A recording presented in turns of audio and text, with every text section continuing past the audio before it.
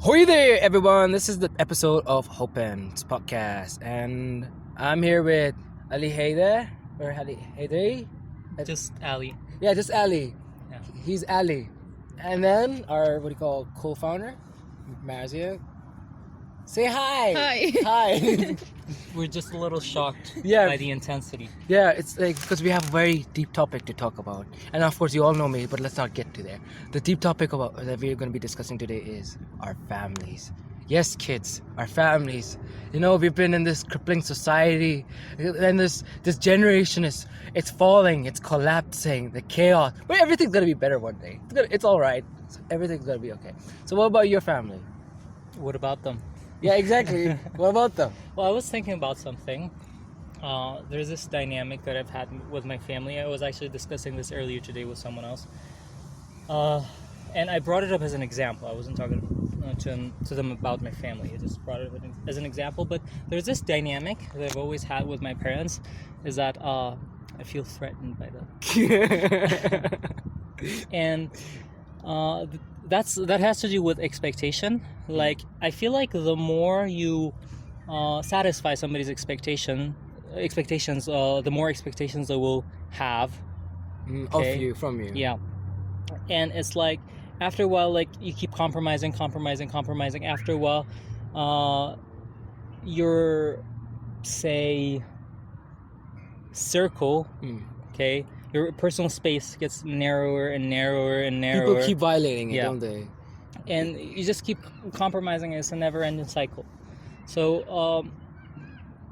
during the past few years, I've taken on an opposite approach, and what I do is I satisfy their expectations only to a point, and I never go beyond that point. Like, here's the point. Okay, this is the boundary. Okay, Yeah. and we're not going any further.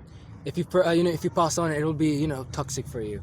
My mom said me something like this when I was young. It's like, Musa, never give 100% of yours, because if you give someone 100% of you, they will keep expecting 100% from you. The moment they ask you for help, they will expect 100% from you. So you give at least 5% or 10% or 20%. Like, if they ask you to write a 10,000 words essay, write 5,000 or 1,000 or less than that, so that they don't think so highly of you that they kill you. Because this world is about, but families, we're talking about families. That's a different topic. Kids, we're gonna talk. We're not gonna. I was actually going to delve into that, like, head first. Yeah. What are you, Mars? Good thing you What saw about me. me or what about my family? Which one? Both. We both don't function with each other. You don't get along. Yeah. It's like a, what do you call it, broken program. One doesn't fit the other. No. Dysfunctional. We don't family. have. Dysfunctional. We don't have a problem with each other. We coexist and separately in different worlds. There's no problem. So you're in one role and they're in the other. But Yeah. how do you meet each other? Sometimes during meals we get together and meet each other. Oh, it's like a ceremony. Yeah, it's like Nice. Like you like you come down from your other world to their world and that's you eat just together.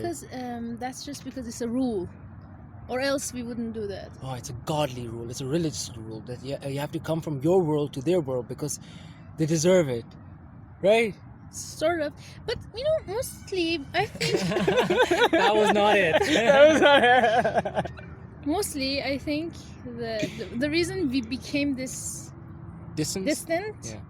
is because of lack of communication, and it's A lack of understanding. also communication, not just understanding. I know that even if they wouldn't understand you, having communication about superficial stuff is better than nothing.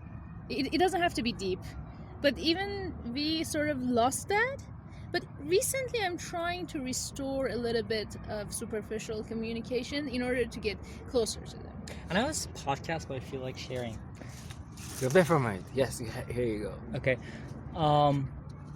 So what I was thinking is that, how do I put it? I forgot what I was going to say. I think it'll just catch up. Yeah. I guess from my side, I think, I'm just that, selfish type of guy who just sits on a corner while the family does all of the hard working. I used to be like that.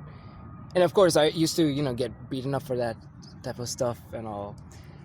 But I slowly started trying, no, because I realized I have only my family, and I have to work my butt off. I have to show them that I can be a good person, because my family expects a lot from me. My family expects a lot from me, and I can't reach that expectation, but at least I can prove to them that, hey, I can't reach your expectation, but at least I can do something else. Like, I could go to the circus and get, I could do something. I could ping pongs and stuff, ride an elephant, that type of stuff. By the way, I remember what I was going to say. So I was actually having a discussion with my dad, and this has to do with communication, because I don't think I think even if you were to communicate, there would still be a lack of understanding. Fights, you mean, as in arguments and stuff? Yes, there would still be a lack of understanding, because I was having this. I have a lot of these conversations with my dad, in particular, because my mom is not too fond of discussions, but with my dad, yeah. So we were talking about love. Actually, it started with him giving me a lecture about how he loves me, and I started talking to him about the meaning of love. I was like, Dad, let me tell you what love is. Do you love trees? Okay. And he was like, yeah. Okay. Is there any direct interests that you have that the tree satisfies for you? Okay, and it was like, well, not directly. Well, trees make oxygen, but besides that, there's nothing. I was like, okay, let's say flowers. Flowers don't do anything for you. Okay. Do you love flowers? And it was like, yeah. I was like, okay. Do flowers have any particular benefit for you? And he was like, not particularly. They're beautiful, but besides that, not particularly. And I said, do you expect anything from flowers besides them being flowers? And he was like, no. I was like, Dad, you love flowers, you don't love me, okay? Because if you love something, you don't try to shape it in your image, okay? You just love it without expectation. Loving something but accepting it first is important, right? Yeah, and you can make that same argument for every person, because love of nature is innate in us, okay? You can't find any person who doesn't love nature. If you can, they're very messed up. Yeah, but most people only love nature and natural things, and they haven't learned to love other things besides. You mean kissing a tree or hugging a Trees. tree, which I won't admit that I've done, because I have not. Yeah, I once bumped into a tree and said sorry. Yeah, I've been there. Like stepping on when you step on a flower, you feel guilty. It's like that flower, it lived, it was breathing, it worked hard to get out of that ground, and you killed it, Musa. You killed it. That guilt. It's like you treat the flower as a person, and it's so funny how sometimes, it's the topics of families. It's like, it's funny how our families sometimes isolate us from the world. They change the way we see the world, and then we move away to a different direction. We start treating non-living things as living things to ourselves. We become kinder to things that don't reply back with a bad thing, and they don't insult us back. To us, like flowers and trees, they're like innocent because they did nothing. And when we do something to them, it's like we hurt our friend, and that's some I don't know, it's some type of messed up concept. Okay, can I say something? Do you think the reason for this difference, okay, you explained that, if you explained to your dad that he doesn't sincerely love you or whatever, and you're sort of right because he had some expectations. But let's dig deeper into this concept, and I think the reason why he is like this, which is mostly pretty common among parents, and even if we ourselves become parents, that might happen to us, is that when they have children, they expect the things they didn't do of the children they are having. Like, if your parents weren't religious, weren't following rules when they were younger, they would expect you to follow the rules even though they didn't do it themselves. It's like you're the sort of an image of a tool, you can It's say. natural. I'm not saying it's not natural. I'm just saying it's not love. No, Yeah, it's not love. It's not even good. It's not even good because they allowed themselves to make those mistakes, but they do not allow you to make those mistakes. Because what is it? You should learn from your mistakes. Isn't that the whole point of living? when you're not making Growth. mistakes. Yeah. Controlling, being controlled to be good when you're good but you're controlled, that doesn't have any value. Only it has value when it is done from your own side, with your own will. Like that, I think that's not how it works. Like, parents should be conscious of this and stop sort of unconsciously manipulating us to be the best. I guess I have to be serious on this topic. Apparently, look, in this generation, to all those parents out there, okay? I'm saying it as a son and possibly a future father or possibly a father. I don't know. I don't have to tell all the details and stuff. But let's say this. Okay, you expect too much from your child will rebel against you. If you expect too less from the child, your child will be too free and mess up in a lot of places. You know, you have to be that type of parent. Look, we talked about it earlier in the discussion. Lack of communication. You have to talk to your children, and the kids out here, they need to sit down and have a little talk with their parents, like, "Oh, what's up?" and "Yo, what's up, Dad? Yo, what's how your job doing, though?" And "Mom, what's up with dinner, though?" and all that type of stuff. You know, you get into learn how to say dog. yeah, you have to learn how to say dog. You have to get into the family. Yeah, you don't have conversations all this, but at least you feel part of it. And to those parents, of course, it's very bad to control your kids. Trust me, nothing good comes out of controlling your kids. It's not that you're doing this so they can go to heaven. Trust me, this is not right. Okay? They can go to heaven by themselves. It's like you gave birth to them, you put them in a case, and then you took them to the airport to heaven. Actually, this conversation started with my father talking about how God loves you, okay, and then I knew it. It's like, and then he was comparing God's love with his love for me. I was like, Dad, both are messed up. exactly. No, but God doesn't really expect. I'm not gonna get ready. No, let's put that far away. We have to talk about the meaning of life some other time. Yeah, like the most censored way possible. That's another topic. That's another topic. For another day. Yeah. So, in your perspective, what is a good parent then? I don't know. I mean, like, I wanted to say The only good parent is a dead parent. Dead parents. Oh God. That was a joke. That was a joke. The guy is not taking it seriously. Don't be offended. All those people out there, don't be offended.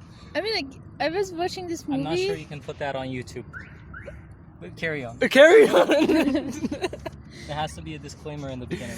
This content is brought to you by the non-violent group. Parent I'm group. pretty sure that there are worse things than this on YouTube, so there's nothing to worry. Yeah, exactly. They wouldn't bring it down unless it went viral, which it wouldn't, so. Yeah, we're just hoping you're just a normal...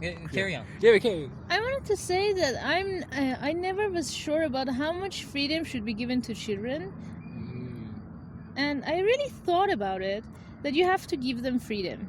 But if you give too much freedom, then it's going to be messed up, because they're going to mess up and stuff.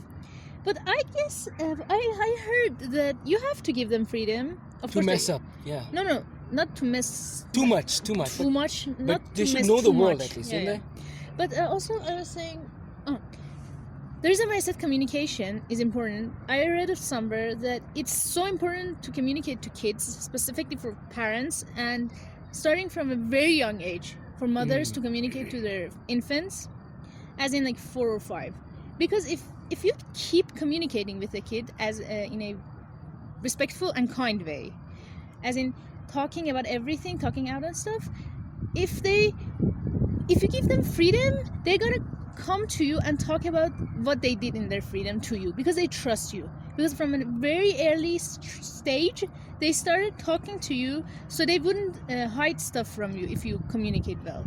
So with communication you can give them freedom. You can't be their best friend. Yeah, exactly. Parents should look. This I hate this weird concept. The parenthood is an obligation. Look, it is not an obligation. It's a choice, right? Parenthood. Should it be an obligation? How do you mean?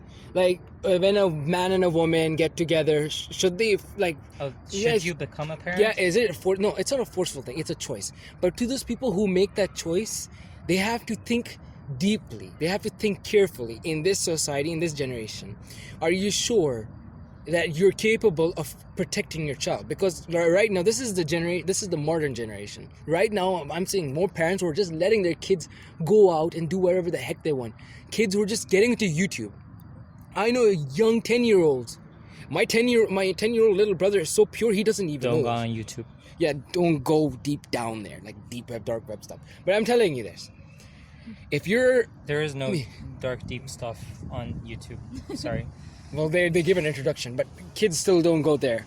But parents, parents and those who are to be parents, you should know, you have to first think carefully before you're going to let the child grow. You should first consider how you're going to protect them. If you close them, example, VPN their entire life, no, not VPN, as in filter their entire life, as in we are like on their own, it's not even their fault. But anyways, if you force them, filter their lives, they're going to find a way out. There's a concept in programming. You break it, you make it stronger. Like, you know why they're powerful hackers nowadays? Is because other people block them, and they find a way to get out of that block. You know, and they get stronger and stronger. You give the person another chance to get stronger, to defeat you. So these kids of this generation are going to find another way to come over you, to make you regret giving them too much freedom or too less freedom. So you should, basically you're saying that we should show the kids good and evil at the same time. Yeah. Not just show them good and say, okay, follow good, and then nothing else exists. Everything is, nothing else exists. Just follow this good thing. And then they go to society and get introduced to the evil thing, as in, you know, metaphorically evil, as drugs and whatever. They get introduced to them through their friends. And when they do that, they realize that you're a lawyer. You didn't communicate and tell them that such a thing exists. So unconsciously they're gonna go there and get messed up. But if you, on the other hand, showed them the evil or talked about it at the right age, of course, then this wouldn't have happened. They wouldn't consider you a lawyer or a hider or anything. It's like if you were their best friend. I don't know about good and evil. Yeah? I mean, I don't know about good and evil. I mean, your parents didn't teach you that? That's not what I mean. I see. You can't tell the difference at this point, right? No, I mean, good and evil are invented concepts. That's what I think. Oh, okay, yeah. I heard something like that from an anime I was watching. Too much anime. Okay, maybe I exaggerated good and evil, but good and bad maybe, or like drugs or stuff like that I had in mind. Because Specific things. Harmful things, you mean? Harmful Yeah, things. because like for a parent, this is the basic step for us. Like this is the most important thing. Okay, fine. Child is born. Now you gotta let it grow. You gotta keep it alive. But like you're not gonna just give birth to a child in a place where it will just, you know, okay, I'm not being religious, but God forbid that it just dies. Okay, would you want to let your child be born in a place where they would cripple down or they would collapse? No. Of course, when they're young, you show them good, of course, but when they reach the age of 5, 6, 7, you show them bad. That this is bad, and there's a reason for that, why it's bad. Example, smoking. At the age of 6, okay, you tell your child that this is a bad thing, this is the thing, this is a bad thing. And then you explain them why it's a bad thing, that this is harmful to you, it could hurt you and all that. And so that in the future he would remember that this is harmful for me.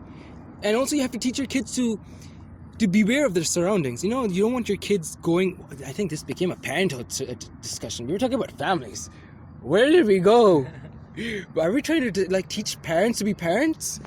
Yeah, maybe a bunch of kids who are not parents are teaching, we're teaching people parents. to be parents. Amazing. How do you feel about teaching parents to be parents when you're not a parent? How about teaching them how not to be parents? Good idea. Why? I don't know. I don't know about the whole idea of having children. And we've talked about this before outside of the podcast, but you know, it's because having children is like you can't really be content unless, at least biologically speaking, we're wired to want to have children. It's like it's an instinct. It's instinct, of course, it's instinct. Yeah, but still, what's the point if you're only going to do harm? Okay, so it's a decision. And I'm not sure about it. So parenthood should be And that's not free. Teach parents how to be parents. So you save the problem before the problem begins. You solve the problem before it becomes a problem. Oh, you can say that. Because we're having a lot of problems in this society, in this community, right? And there's this thing, it struck me. When a child or when an adult or someone, okay, commits a crime, okay, the first people to get blamed are the parents. I mean, it's obvious why the parents get blamed, because they didn't trust their child and the child didn't trust them. And there was a lack of communication. There was some sort of distance and all that. The parents weren't getting into their lives. Not as in, maybe they should have drilled a little bit to know if they're bothered and all that. Some parents, of course, they're what you call oblivious. The child is doing something. And they're like, oh, okay, they're doing something for themselves, and it's a good thing. They're exploring their lives and all that. I have this concept.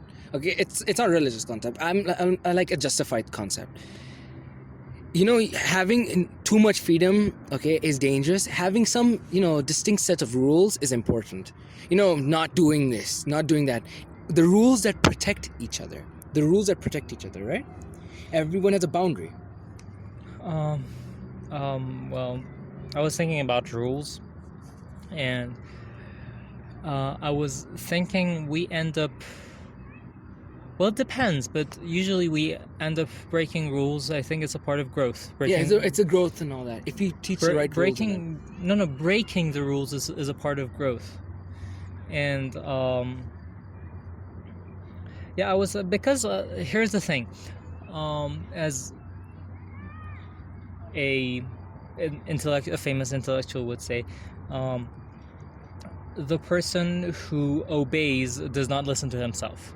Okay? Yeah. So when you finally start listening to yourself, you're gonna start breaking rules. Okay, and you're gonna go on breaking some rules until you come up with your own rules. Okay, but in the end, you're going to start out with breaking rules. Breaking rules is inevitable. It's a part of life, you say. Either you stop the person from growing forever, from growing forever, and they will remain an obedient, immature person, or if they do go through the growth, they're going to end up breaking rules. So breaking the rules are inevitable.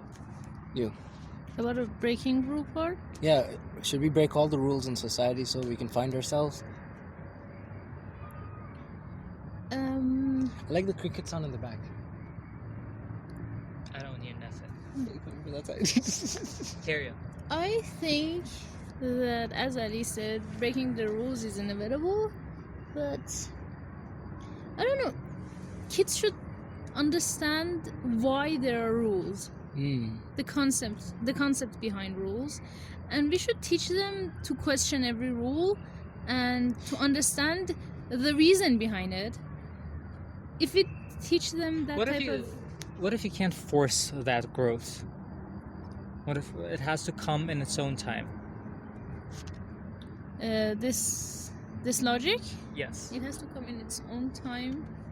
Because there's stages, okay? First you obey, then you break, and then you come up with your own rules. And then you obey your own rules until you break them again. I mean, until you break them again. The whole reason for rules is because we want to live in a society. If everyone was to make their own rules, I mean, it's okay to have your own rules, but beside rules that exist in society, you can have your own rules. Do you know how societies came to be? How they came to be? By breaking rules. That's yeah. Because Exactly. societies are created. Who created them? Creators. Who are creators? Those who break rules. That's a good concept, because imagine science wasn't that much of a part of back then in the medieval times. Like the religions used to ban science because they would call it magic. And now we have electronics. Now all the people of the past were still living in the past. We're doing a lot of magic with electronics. File sharing, uploading. So you can create your own rules, make your own rules, and start your own society. I'm not advocating starting cults. I'm already in it. Don't worry. Yeah, but that's it. But it's already useless. I mean, everything is settled. Changing the way the governments work or stuff. I don't want to get into politics. I'm just saying that it's like a set type of thing. We cannot. Change it. If we can, of course, it's not impossible. But even if we change it, who said that we're gonna make something better? How can we be sure of the fact that we can make a better type of government, or not even government, society that would be different than this? I have a thing. The power of friendship. My Little Pony. Carry on. I mean, like, you're being too positive. That's too positive. Everyone is not gonna follow friendship. Villains are gonna come. Cults are gonna come. Yeah, let's be friends with all of them. And yeah, be friends Well, with all of societies them. can be a society of 2, 3, 5. Yeah, Right. you can have two people and say it's a society. Hell. Like 5 solitary people. It's a society. You know, you have 5 people who are sitting in one corner of the room. It's a society. Or you can just abandon all peoples and societies and become a hermit. That's another option. Should we consider becoming a hermit? I mean, we're just drifting off from the parenthood. Okay, we Guys, can- let's face it, life is meaningless, okay? Let's become hermits. Let's become hermits. Yeah, that's I can't believe from a family topic we went to political families. If, like, we don't want to get into politics, we got to family We politics. didn't get politics. Family politics. Also, I think we can wrap this When he off. says family politics, I'm thinking about Peaky Blinders. Yeah. Like, because they were their own people. Like, the only thing I can think of that's positive is to be your own person or your own people. And that's a rough life, so... No, it's hard to create your own society without people, judging you and all that. The difficult part is, Either we Yeah. can become gangsters, like, I remember the Democratic Republic from... not Republic, the Democratic... Yes, it was the Democratic Republic and a fraction of the whole. oh wow, It was a gang. what the heck? Yeah. I sort of remember. We could do that.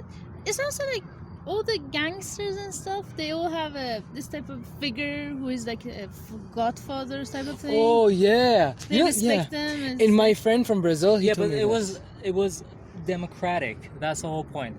It wasn't Harry's idea, because that book is a really awesome book, because it sort of goes through every topic that you can think of, and this is one of them. Shall we start our own societies? Ah, Okay, and it failed.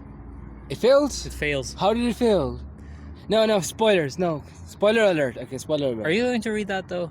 I wish I can read. I'm stuck with It's who. upwards of 600 pages. Oh, I have to finish book. Okay, let's carry on. Yeah. also, we can, if the conversation got carried away, I think since it's getting too long, we can wrap it up. Yeah, we can wrap it up. Okay, for parents who want to be good parents, okay, Don't be. you either don't be a parent, okay, or think straight. And don't watch this for advice. Yeah, don't absolutely not. But still, first consider yourself. In what position are you? Are you ready to take care of your kids? Are you ready to have kids? Are you ready to support yourself? Are you sure some ittifaq-e-buzurg, some big event or some catastrophe doesn't befall you? Okay? Then, also, one more thing. When you're giving birth to your child in this century, remember this. In 18 years, he will tell you that, because I've heard this. I've heard this, that some people, some children, okay, I'm not going to name names, okay? They say to their parents, I didn't have consent to be born. Can you process that? So let's not have that topic, our kids, coming up to us and saying, Mom and Dad, I didn't have consent when I was being born, okay? So I was forced to be born. It's not fair. So at least we gotta save our kids from thoughts like this. We gotta keep them safe and all that. But anyhow, and for children out there, I guess you gotta stay strong and do your best. We're gonna get through this together. So, hasta la vista, baby, and see you next time.